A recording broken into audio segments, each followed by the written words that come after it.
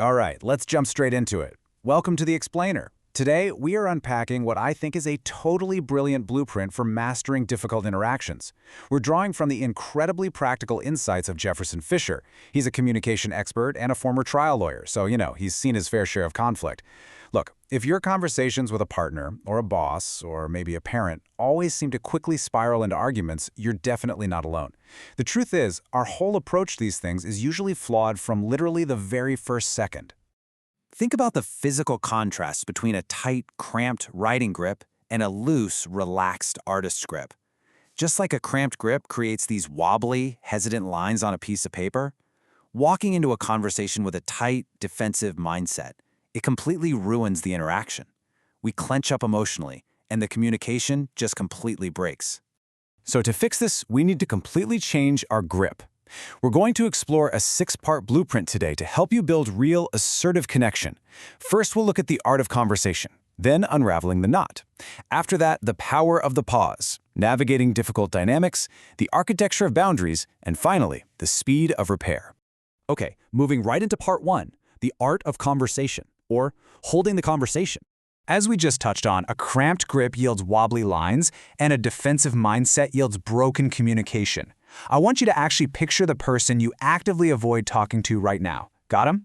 If you walk into a room with them carrying this tight, defensive grip where your only goal is just protecting yourself or proving that you're right, well, the communication immediately breaks down. You aren't conversing anymore. You're really just bracing for impact. So let's shift gears to part 2, unraveling the knot, and how we actually go about shifting that mindset.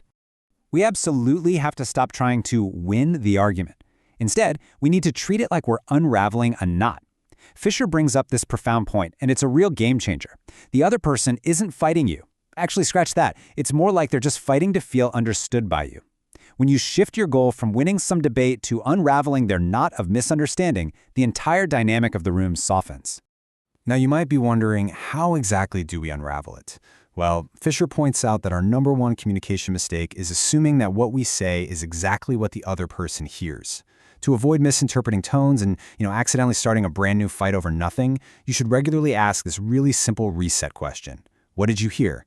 It forces a pause, it clarifies your intent, and it makes absolutely sure you're both on the exact same page. Which brings us right to part 3, the power of the pause, where your first word is actually just a breath. Look, when someone says something hurtful, our immediate knee-jerk instinct is to suck in air and fire right back with a defense. Don't do it. Instead, literally make your first word a deep breath, and just let 5 to 7 seconds of total silence pass. Let their words just kind of echo in the room for a bit. Oftentimes, they'll hear how harsh they sounded and backtrack before you even open your mouth. And by the way, this silence doesn't project weakness, it projects absolute control and confidence. Okay, part 4. Navigating difficult dynamics, specifically dealing with the coworker and the parent. Let's start with the workplace. If you have a coworker who constantly interrupts you, you need to follow this specific escalation framework rather than over-explaining yourself. Step 1. Let them finish interrupting just once. Step 2. Start over exactly where you left off, completely unbothered, like it didn't even happen. Step 3. If they do it again, firmly state, "I will listen when I am finished." You're setting a completely logical condition that just naturally commands respect. Now, what about family? We so often face intense judgment about our careers or our life choices from our parents, but remember this, judgment is a poor substitute for love and care. We've got to reframe their intense judgment by realizing it's simply a deeply rooted, albeit very poorly expressed, manifestation of their worry. At the end of the day, they just want to know you're going to be okay. So how do you respond to that? You validate the value, not the identity.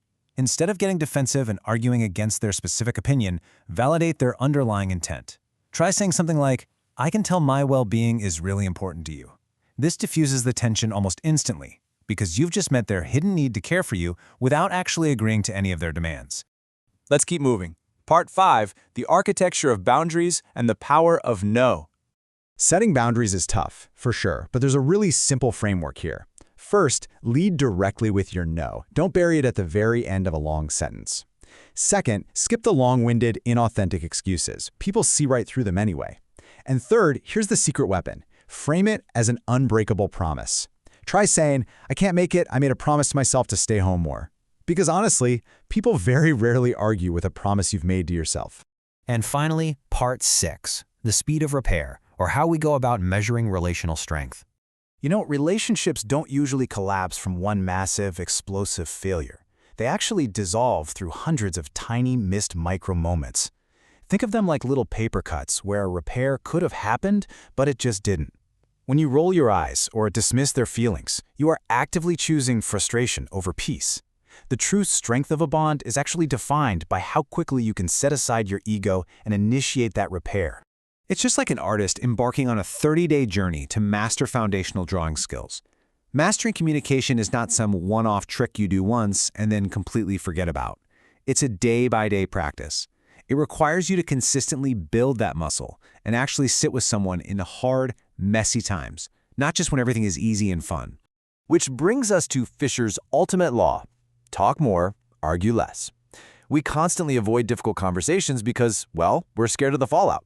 But the bill always comes due, folks. We absolutely cannot afford to wait for the perfect moment, because that perfect moment literally does not exist. One day, we are going to run out of time to say what really needs to be said. So, I'm going to leave you with this one question to think about.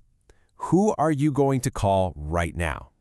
With these practical tools in your back pocket, a real focus on unraveling knots, and a looser, far more confident grip on your communication, whose number are you dialing today? Don't wait around. Make the call.